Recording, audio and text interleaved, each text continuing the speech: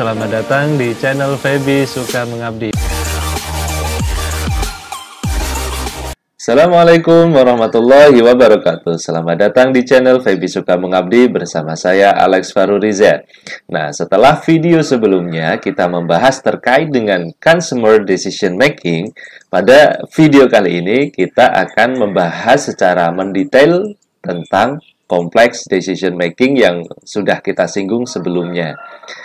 Nah, sebenarnya secara tidak sadar, konsumen itu dalam membeli suatu produk yang masuk di kompleks decision making ini, mereka nggak memahami bahwa di situ ada proses-proses yang sebenarnya mereka lakukan. Nah, akan tetapi para ahli marketing ya mencoba untuk melakukan melakukan penelitian, ya, melakukan riset, mengobservasi gitu terhadap pola-pola yang dilakukan konsumen dalam kompleks decision making ini, gitu. Nah, yang pertama di sini adalah sebuah need arousal. Ini adalah tahap pertama di mana konsumen ini dia mengenali kebutuhannya, ya, mengenali permasalahannya, sehingga dari permasalahan ini dia membutuhkan suatu solusi. Nah, di mana solusi ini ya terkait dengan produk atau jasa, kan gitu. Nah, kemudian masuklah ke tahap kedua, di mana tahap kedua ini terkait dengan pencarian informasi konsumen gitu, dan juga proses-prosesnya dalam pencarian informasi. Nah, setelah dia konsumen ya mendapatkan informasi terkait dengan beberapa produk yang bisa menyelesaikan masalah dia, akhirnya dia melihat bahwa dari kategori produk ini ternyata ada banyak merek. Nah, dari merek-merek tersebut kemudian konsumen mengevaluasi, guys, ya. Dari evaluasi tersebut kemudian akhirnya nanti menjadi sebuah keputusan untuk membeli suatu produk. Nah, dari pembelian ini ya kemudian dikonsumsilah, digunakan, akhirnya dia tentunya mengevaluasi dong gitu. Ini produk bagus enggak untuk dilanjutkan, ya. Maksudnya untuk dilanjutkan membeli ketika dia mengalami permasalahan yang sama, atau nggak bagus gitu, sehingga dia harus mencari merek yang lain gitu. Sehingga disinilah nanti terjadi sebuah feedback gitu ya, feedback ketika dia membutuhkan produk itu kembali, nanti keputusannya seperti apa. Nah, itu adalah proses secara garis besarnya ya. Nah, nanti kita coba mempelajari terkait dengan need arousal ini. Nah, terkait dengan need arousal ya, ini juga ada tahapannya loh, ada prosesnya begitu. Ya, di sini ada input, ada need recognition, kemudian ada consumer psychological set ya. Nah, di input ini ya ada dua kelompok ya, atau ada dua hal yang memberikan input bagi konsumen untuk mengenali ya kebutuhannya nanti. Ada internal, ada juga eksternal. Nah, kalau internal ini dari diri pribadi konsumen itu sendiri, atau kalau eksternal ini dari luar gitu. Dari luar itu ya bisa dari lingkungan ya, bisa dari pengaruh-pengaruh orang sekitar ya, atau pengaruh dari influencer, itu juga bagian dari pengaruh lingkungan begitu ya, dari influence gitu ya. Nah, atau juga dari past marketing stimuli, yaitu stimulus pemasaran yang sebelum-sebelumnya. Nah, sehingga dia memiliki suatu informasi terkait dengan produk tersebut gitu. Atau dari internal. Yang dimaksud internal ini diri konsumen tersendiri tentunya ya, dari pengalamannya di masa lalu terkait dengan mengkonsumsi produk tersebut, atau terkait dengan karakteristik dirinya sendiri, atau terkait dengan motif dia dalam membeli suatu produk. Apakah itu motifnya untuk mencari functional value ya, atau mencari social value, atau mencari financial value dan lain sebagainya yang sudah kita pelajari di video-video sebelumnya. Nah, setelah input ini ya nanti akan menjadi sebuah need recognition ya. Jadi konsumen ini nanti akan memahami terkait dengan situasi dia ini sekarang. Ya, setelah dia memahami dari situasinya, dia pengennya seperti apa, akhirnya muncul motivation to act kan ya. Dia memiliki motivasi untuk membeli produk tersebut ya, akhirnya ditentukanlah sebuah tujuan ya kenapa dia membeli produk tersebut. Nah, terus masuk ke consumer psychological set. Nah, di mana di sini konsumen itu sudah mulai bersikap ya, bersikap terhadap suatu produk atau merek gitu, sehingga dia akan memahami apa sih keuntungannya dalam membeli suatu produk ini gitu. Dia akan melihat apa, menimbang-nimbang gitu. Akhirnya muncullah suatu brand attitudes ya. Brand attitude ini terkait dengan sikap kita terhadap merek tersebut, apakah positif atau negatif atau bagaimana, sehingga nanti akan memunculkan preferensi merek. Nah, terkait dengan motivasi dalam membeli, nah ini ada beberapa penjelasan dan juga nanti akan saya sampaikan contohnya. Nah, kalau teman-teman masih mengingat tentang teori kebutuhan dasar dari Maslow ya, atau hierarki kebutuhan Maslow.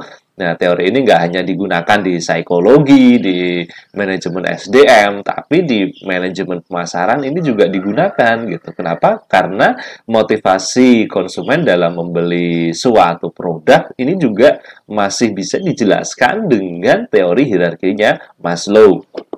Nah, hierarki yang pertama ini adalah kebutuhan fisiologis ya. Ini kebutuhan fisik ya, biologis, berarti ini dasar ya, terkait dengan food, water gitu kan, atau shelter dan juga seks dan seterusnya. Nah, ini terkait dengan kebutuhan fisiologis yang menjadi basic paling bawah. Nah, kemudian lanjut ke hierarki yang keduanya, yaitu terkait dengan safety, yaitu kebutuhan akan adanya keamanan ya. Jadi ketika konsumen memperhatikan keamanan terhadap suatu produk, ini masuk di hierarki yang kedua.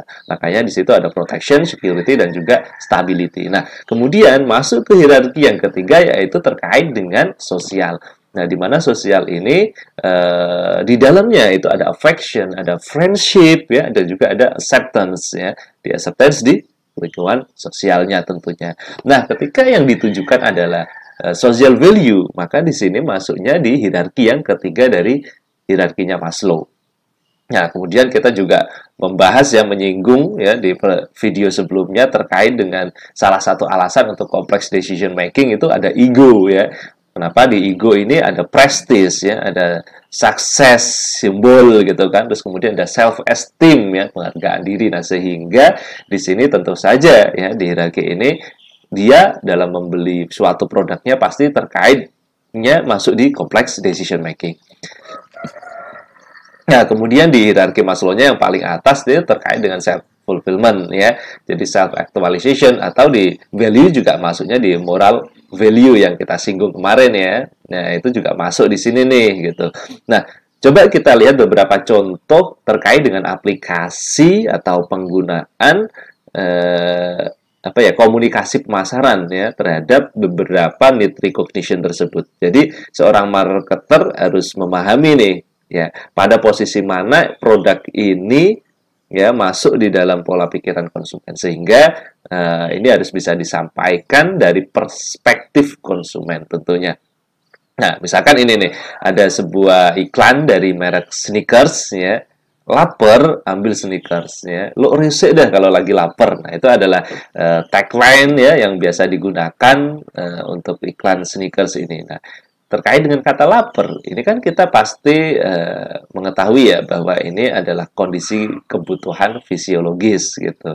Nah, maka cara penyampaian sneakers itu ya seperti ini gitu ya kan, menunjukkan ya bahwa orang lapar itu ya solusinya dengan sneakers ya untuk menunda laparnya ini begitu. Nah, terus kemudian ada juga apa ini? Terkait dengan safety needs gitu. Nah, safety needs ini berarti konsumennya ini sangat memperhatikan terhadap keamanan. Nah, sehingga dalam penyampaian iklannya Swift ini memberikan informasi bahwa Swift ini aman untuk digunakan gitu. Makanya ada double airbag gitu, yang kanan untuk pengemudi ya.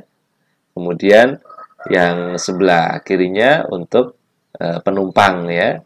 Di sini and for you ya, for your loved ones kan gitu ya. Jadi untuk orang terkasih dan juga untuk saya tentunya sebagai seorang pengemudi. Nah, ini adalah salah satu contoh aplikasi ya dari complex decision making yang need ya, need recognition tadi ya. need arousal. Nah, terus di sini masuk di safety needs gitu. Nah, terus kemudian di hierarki yang selanjutnya itu terkait dengan sosial. Nah, ini contoh komunikasi pemasaran dari Yaris ya. Dia menunjukkan bahwa mobil ini ya untuk kebutuhan sosial. Makanya ini contohnya Big Groovy gitu kan. Nah, kemudian ini untuk yang ego needs gitu ya, seperti kita singgung ya di video sebelumnya terkait dengan BMW yang menunjukkan bahwa ini itu sebagai simbol dari kesuksesan. Makanya cara pengkomunikasian seperti itu, design for success gitu. Nah, ini berbeda ya tentunya dengan iklan Avanza dan juga Ayla gitu kan. Nah, terus kemudian terkait dengan self actualization needs gitu. Nah, ini sama-sama ya sebenarnya terkait dengan iklan di kendaraan gitu, tapi dengan motif-motif yang berbeda gitu. Maka dari sini program dari Honda itu dia nyampaikan bahwa ini adalah hemat BBM ya dan juga akan membagikan kebahagiaan. Kenapa? Karena ini secara keuangan ya ini bisa ditabung ya untuk kebutuhan yang lain. Kenapa? Karena lebih hemat BBM gitu. Nah, ini terkait dari aplikasi dari self actualization needs. Nah, terus kemudian perlu kita ketahui ya, tadi kita lihat bahwa di situ ada psychological set gitu. Yang pertama terkait dengan benefit self ya, terkait dengan sebenarnya kriteria-kriteria manfaat yang apa ya, kriteria manfaat yang dipahami oleh konsumen bahwa penting nggak sih dalam membeli suatu merek ini dibandingkan merek yang lain, dia akan membandingkan gitu. Istilahnya mana sih yang lebih bisa memberikan value gitu di antara satu merek dengan merek yang lain, sehingga nanti dia pastinya konsumen akan memilih dengan harga yang terendah biasanya dan value yang tertinggi. Biasanya konsumen seperti itu. Atau terkadang bisa juga masuk di brand attitudes gitu ya nanti selanjutnya. Jadi kalau sudah sampai loyal, nah biasanya dia itu belum tentu ngomongin terkait dengan benefit yang lebih tinggi atau price yang lebih murah gitu, tapi lebih ke kesukaan dia. Nah, ini juga memiliki pengaruh ya. Nah, kemudian dalam pembelian suatu produk ya, ini biasanya konsumen juga memiliki motif ya, di mana motif ini bisa kita ketahui ada yang namanya utilitarian, ada yang namanya hedonik gitu. Jadi utilitarian ini terkait dengan eh, apa? Utilitarian di bahwa biasanya terkait dengan bahwa konsumen itu membeli produk karena memang manfaatnya gitu. Ya, dia membeli karena fungsinya gitu, karena atribut fungsi yang ada gitu. Misalkan tahan lama, ya harganya ekonomis dan kemudian memang sesuai dengan kebutuhan ya, sesuai dengan apa yang telah disampaikan gitu bahwa produk ini berkinerja baik ya. Jadi kalau dimasukin di value kemarin ini seperti functional value ya. Jadi utilitarian fokus ke manfaat. Kemudian kalau yang kedua yaitu hedonik. Nah, kalau hedonik ini bertolak belakang dengan utilitarian. Ya, bahwa di hedonik ini value-nya bukan functional gitu, tapi lebih dari itu gitu ya. Ini lebih ke rasa pleasure gitu kan, menyenangkan terhadap suatu produk tersebut gitu. Maka di sini di hedonik ini ngomongin tentang emosi dan juga fantasi dari mengkonsumsi suatu produk gitu. Ya kan? Dan bahkan terkadang kita membeli suatu produk itu lebih banyak karena emosi daripada karena logika gitu kan. Nah, inilah yang membedakan antara hedonik dan juga utilitarian. Nah, ini seperti contohnya, ketika saya ingin membeli suatu kendaraan, kita ambil contoh mobil misalkan. Nah, maka di sini ketika saya polanya adalah utilitarian, maka saya melihatnya dari sisi ekonomi, ya hemat BBM gitu, misalkan muat banyak gitu, produk ini biaya operasinya rendah gitu, servisnya rendah gitu kan, hemat dan seterusnya. Harga jual kembalinya juga lumayan tinggi. Nah, ini terkait dengan utilitarian. Atau yang kedua ini terkait dengan hedonik gitu. Nah, kalau hedonik ini motif saya sudah berbeda gitu ya. Titik tekan saya tidak hanya untuk transportasi saja, tapi lebih ke kepuasan berkendara gitu ya. Maka saya lebih menyukai terkait dengan bagaimana cara mengemudinya, kemudian torsinya ya kan, sudah nggak peduli terkait dengan kehematan BBM nggak gitu, atau desainnya bagus, teknologinya sangat canggih dan lain sebagainya. Nah, ini terkait dengan keputusan yang hedonik ya. Ini nanti kita perlu paham. Ini ada sebuah contoh ya. Nah, dari contoh ini kira-kira teman-teman bisa memahami nggak bahwa komunikasi pemasaran pada merek iPhone ini lebih cenderung ke hedonik atau yang utilitarian? Coba Anda pahami. Ini sebelah kiri your phone ya. Ini ada gambar kucingnya banyak, kemudian di sini iPhone masih kosong. Nah, kemudian di slide berikutnya, oke, seperti ini. Bergeser gitu kan. Apa yang Anda pahami? Ya, tepat sekali kalau Anda memahaminya terkait dengan bahwa ketika Anda sekarang bukan pengguna iPhone, maka pindahlah ke iPhone. Gampang kok gitu ya. Itulah informasi yang ingin disampaikan. Galeri-galerinya dipindahin ke iPhone gitu ya, dari your phone gitu. Nah, ini adalah salah satu contoh iklan yang masuknya di hedonik tadi ya. Nah, kemudian kalau ini masuknya apa nih? Ini gantian iklan Samsung nih ya. Iklan Samsung gitu. Ya, do bigger things gitu. Ya, ini Galaxy 8 udah lama gitu ya, tapi kita lihat contoh penyampaian informasinya. Oke, kalau jawaban Anda hedonik ini tepat sekali. Ya, loh, kok bisa hedonik? Ya, memang. Kenapa? Karena dia nggak ngomongin secara utilitariannya gitu. Nah, ini sama ya, iklan yang sama gitu. Yang sebelah kiri itu adalah Samsung Note 8 juga gitu, tapi ini lebih ke yang utilitarian. Dia ngomongin spek, ya kan, berbeda kan. Kalau yang sebelumnya ini tadi kan dia memperlihatkan kayak visualisasi, ngomongin kayak emosi gitu kan, dan bagaimana kita berfantasi bahwa layarnya ini jadi lebih wow gitu kan. Nah, tapi kalau di sini sudah ngomongin spek. Nah, oke. Kemudian yang iklan terbaru nih ya, yang Galaxy Note 20 ini ngomongin spek juga gitu, lebih detail. Nah, ini yang untuk utilitarian gitu, bahwa kita nggak ngomongin bahwa ini produk utilitarian, ini produk hedonik, nggak gitu. Tapi ini terkait dengan motif konsumen dalam membeli suatu produk gitu. Nah, sebagai seorang marketing, kita mengetahui dong motif konsumen gitu kan. Kenapa? Ada yang membeli Samsung Galaxy Note 20 ini atau Note 8 tadi karena motifnya utilitarian. Maka diberikan informasi yang utilitarian. Ada juga yang terkait dengan membeli ini karena untuk hedon saja gitu. Nah, ya maka dari itu kita berikan informasi yang terkait dengan hedonik produk, begitu kan? Oke, Anda bisa menangkap ya. Ini juga sama ya. Ini terkait iklan Acer ya, iklan laptop yang sama begitu, akan tetapi disampaikan dengan cara yang berbeda. Yang sebelah kiri untuk utilitarian dia ngomongin speknya seperti apa, yang sebelah kanan dia ngomongin ini terkait dengan hedonik gitu. Kenapa? Karena ini ngomongin intimasi gitu, bahwa data diri kita gitu, data-data pribadi, informasi pribadi semuanya ada di laptop gitu. Jadi seolah-olah ini menjadi sesuatu hubungan yang intim antara si pemilik laptop dengan laptopnya begitu ya. Nah, kalau ini Anda nangkep nggak? Iklan apa ini gitu? Ayo, coba mikir. Saya tunggu 1 jam lagi baru saya jawab. Ya, oke. Kalau Anda jawabannya ini adalah iklan semir sepatu, maka jawaban Anda tepat. Tuh. Coba Anda bayangin gitu kan, saking kinclongnya sepatunya waktu disemir, akhirnya bisa jadi cermin gitu kan. Oke, nangkap kan? Nah, itu sepatunya itu jadi cermin ya, dia melihat di sekitar ya, penjahatnya ini sedang ngapain gitu kan. Kalau misalkan aman, nah dia bisa masuk gitu. Nah, kalau teman-teman suka nonton film-film action Hollywood ya, biasanya seperti ini. Nah, ini adalah salah satu contoh aplikasi dari iklan hedonik gitu kan. Kalau misalkan yang utilitarian pasti dia ngomongin speknya, dari bahannya apa, terus mengkilapannya bagaimana, cara pemakaiannya bagaimana, bahannya apa gitu kan. Nah, kalau ini kan nggak, membuat kita berfantasi ya kan, berimajinasi. Nah, ini adalah contoh-contoh yang kita sampaikan terkait dengan complex decision making.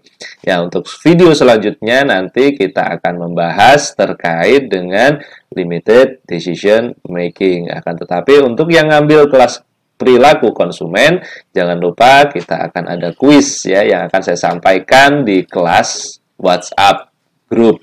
Oke. Sekian dari saya. Terima kasih banyak. Wabillahi taufiq wal hidayah. Wassalamualaikum warahmatullahi wabarakatuh. Jangan lupa untuk subscribe channel ini ya, share apabila bermanfaat, dan juga like dan juga komen.